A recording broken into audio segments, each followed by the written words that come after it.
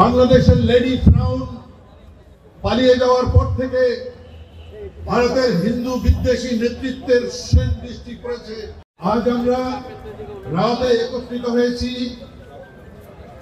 ভারতীয় আগ্রাসন এবং আধিপত্যের বিরুদ্ধে কঠোর প্রতিবাদ জানাতে।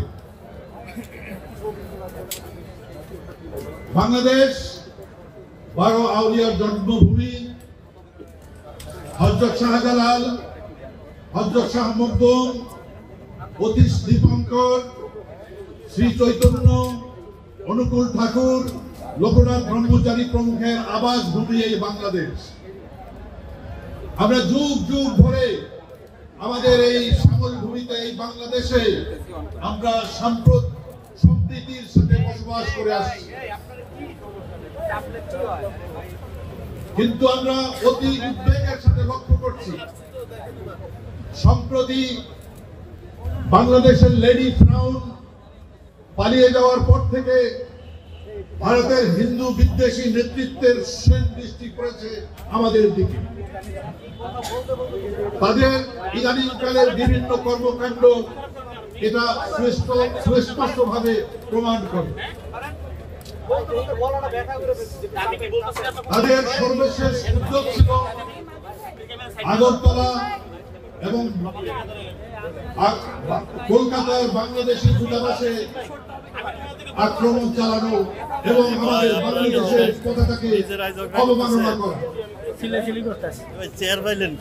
আমরা এই সমস্ত ঘটনাগুলিকে আমাদের স্বাধীনতা ও সার্বভৌমত্বের প্রতি হুমকি হিসাবে মনে করছে। এছাড়া ভারতের কিছু মিডিয়া, রাজনৈতিক নেতারা বাংলাদেশকে নিয়ে সার্বক্ষণিক বিষোদ্গার করে চলেছে। ভিয়েনা কনভেনশন অনুযায়ী যে কোনো দূতাবাসে হামলা মানে সে দেশের সার্বভৌমত্ব এলাকার উপর হামলা।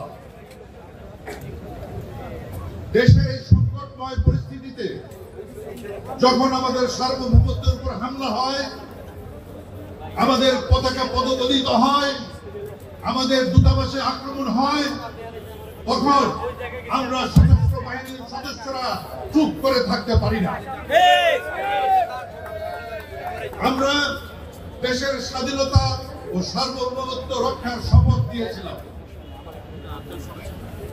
এখনো আমরা সেই শপথ থেকে কোন রকমের বিচ্যুত হইনি। দেশের এই ক্রান্তি লগ্নে জাতিকে ভারতীয় আগ্রাসনের বিরুদ্ধে আমরা ঐক্যবদ্ধ করতে চাই। আসুন সব ধরনের রাজনৈতিক বিভাজন ভুলে গিয়ে ধর্ম, দল, মতের ঊর্ধ্বে উঠে আমরা আমাদের স্বাধীনতা ও সার্বভৌমত্বকে সুরক্ষা করি। লেফটেন্যান্ট বীর মুক্তিযোদ্ধা লেফটেন্যান্ট কর্নেল মানেশ দেওয়ান। লেফটেন্যান্ট কর্নেল মানেশ দেওয়ান।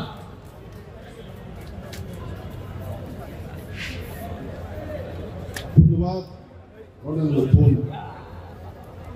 আজকের উপস্থিত দেশপ্রেমিক ভারতীয় আধিপত্যবাদের প্রবল থেকে মুক্তিকামী সশস্ত্র বাহিনীর সদস্যবৃন্দ এবং বিভিন্ন এলাকা থেকে আগত বিভিন্ন অঙ্গ সংগঠনের নেতৃবৃন্দ, কর্মীবৃন্দ ও জনতা, আপনাদের সবাইকে এই অনুষ্ঠানে আমার সালাম, স্যালুট এন্ড গুড মর্নিং।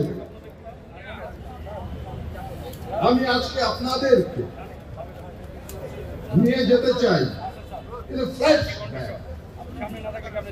আমি সময়ের চাকা ঘুরিয়ে আমি পিছিয়ে যেতে চাই। আমি যেতে চাই স্বৈরাচার শেখ হাসিনার অন্তিম দিনটিতে।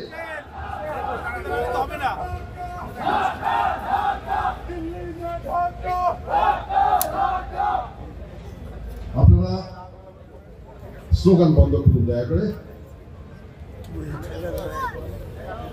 আমি সময়ের চাকা ঘুরিয়ে স্বৈরাচার শেখ হাসিনার অন্তিম দিন অর্থাৎ 31শে আগস্ট 31শে জুলাই অর্থাৎ আমি দুঃখিত 5 অগস্টে আমরা ফিরে যাব। দৃশ্যপট 1 5ই আগস্ট সকাল 10 ঘটিকা, স্থান রাওয়া প্রাঙ্গণ। এখানে অবসরপ্রাপ্ত অফিসারদের একটি অনুষ্ঠান ছিল। সে অনুষ্ঠান হচ্ছে সংগ্রামরত ছাত্র জনতার সাথে একাত্মতা ঘোষণা করে আমরা ঢাকা শহরের যে কারফিউ দেওয়া হয়েছে সেই কারফিউ উপেক্ষা করে আমরা এখানে একটা প্রসেশন চালাবো এবং সেই প্রসেশন দিয়ে আমরা ঢাকা শহরে প্রদক্ষিণ করব। দৃশ্যপট 2 সকাল 11টা ঢাকা শহরের চারদিক থেকে বাঁধ ভাঙা ভাড়ের মতো চারিদিক থেকে ছুটে আসছে ছাত্র জনতা।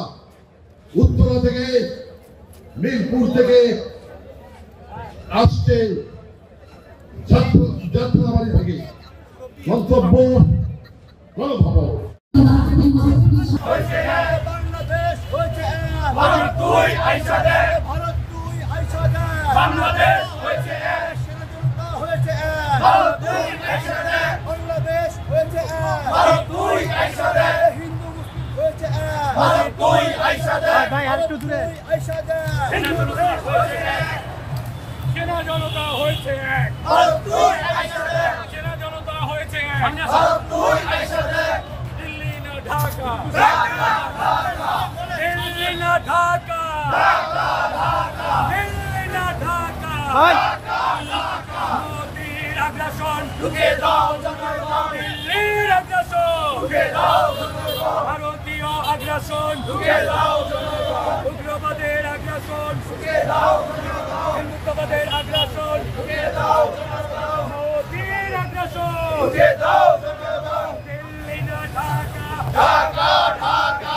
দিল্লি না ঢাকা, ঢাকা ঢাকা, ভারত দুই আইসা দে, মুক্তিযোদ্ধা হয়েছে এক, ভারত দুই আইসা দে, সেনা জনতা হয়েছে এক, ভারত দুই আইসা দে, সেনা জনতা হয়েছে এক, ভারত দুই আইসা দে, ভারত দুই আইসা দে, সেনা জনতা হয়েছে এক, হাসিনা দুই আইসা দে, সেনা জনতা হয়েছে এক, দিল্লি না ঢাকা, ঢাকা ঢাকা, দিল্লি না ঢাকা, ঢাকা ঢাকা, দিল্লি না ঢাকা, ঢাকা ঢাকা, ভারতীয় আগ্রাসন রুখে দাও, মোদির আগ্রাসন রুখে দাও।